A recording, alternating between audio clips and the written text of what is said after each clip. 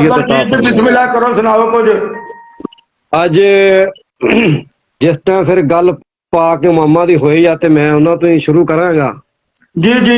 ਕਿ ਰੱਬਾ ਇੱਕ ਚੋ ਮਿਸਰਾ ਹੈ ਕਿ ਰੱਬਾ ਕਰ ਦੇ ਮਾਫ ਖਤਾ ਸਾਡੀ, हाय। ਤੈਨੂੰ ਸਕੀਨਾ ਦੇ ਵੀਰ ਦਾ ਵਾਸਤਾ ਹੀ। आहा। ਰੱਬਾ ਕਰ ਦੇ ਮਾਫ ਖਤਾ ਸਾਡੀ, ਤੈਨੂੰ ਸਕੀਨਾ ਦੇ ਵੀਰ ਦਾ ਵਾਸਤਾ ਹੀ।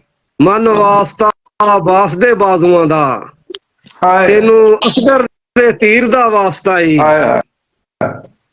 ਸੀਨੇ ਬੁਗਜ਼ ਅਦਾਬ ਤੋਂ ਸਾਫ਼ ਕਰ ਦੇ, आमीन। ਤੈਨੂੰ ਜ਼ੈਨਬ ਦੇ ਨੀਰ ਦਾ ਵਾਸਤਾ ਹੀ। वाह।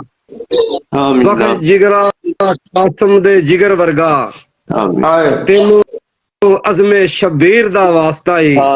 वाह। ਐਬਦਾਰਾਂ ਦੇ ਐਬਾਂ ਤੇ ਪਾਈ ਪਰਦਾ, हाँ। ਤੈਨੂੰ ਹਸਨ ਦੀ ਸੀਨ ਦਾ ਵਾਸਤਾ ਹੀ। वाह। ਐਬਦਾਰਾਂ ਦੇ ਐਬਾਂ ਤੇ ਪਾਈ ਪਰਦਾ, ਤੈਨੂੰ ਹਸਨ ਦੀ ਸੀਨ ਦਾ ਵਾਸਤਾ ਹੀ। ਆਵੇ ਮੌਤ ਇਸਲਾਮ ਈਮਾਨ ਵਾਲੀ, ਤੈਨੂੰ ਕਾਹਾ ਜਾਸੀਨ ਦਾ ਵਾਸਤਾ ਹੀ। वाह। ਲੈ ਯਕੀਨ ਹੁਸੈਨ ਟੁਰਿਆ, ਜਿਹੜਾ ਲੈ ਯਕੀਨ ਹੁਸੈਨ ਟੁਰਿਆ, ਤੈਨੂੰ ਉਸੇ ਯਕੀਨ ਦਾ ਵਾਸਤਾ ਹੀ।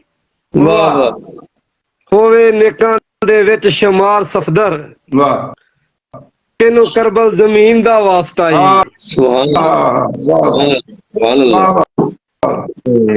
ਇਸੇ ਤਰ੍ਹਾਂ ਹੀ ਇੱਕ ਕਥਾ ਹੈ ਕਿ ਤੁਰ ਪਿਆ ਅਬਾਸ ਫਰਾਤ ਵੱਲੋਂ, ਮਚ ਗਿਆ ਸੀ ਸ਼ੋਰ ਮੈਦਾਨ ਅੰਦਰ।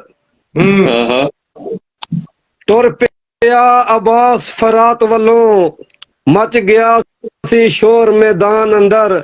ਘੇਰਾ ਘੇਰਿਆ ਜ਼ਾਲਮ ਕੂਫੀਆਂ ਨੇ, ਆਇਆ ਜੋਸ਼ ਫਿਰ ਸ਼ੇਰ ਜਵਾਨ ਅੰਦਰ।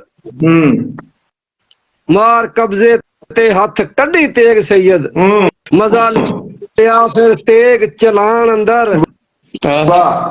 ਨਾਰਾ ਮਾਰ ਤੌਹੀਦੀ ਅਬਾਸ ਸਫਦਰ, ਲੁਤਫ ਲਿਆ ਸੀ ਬਾਜ਼ੂ ਕਟਾਨ ਅੰਦਰ। वाह। बहुत बहुत बहुत सोहनी हाजरी जी, माशाअल्लाह।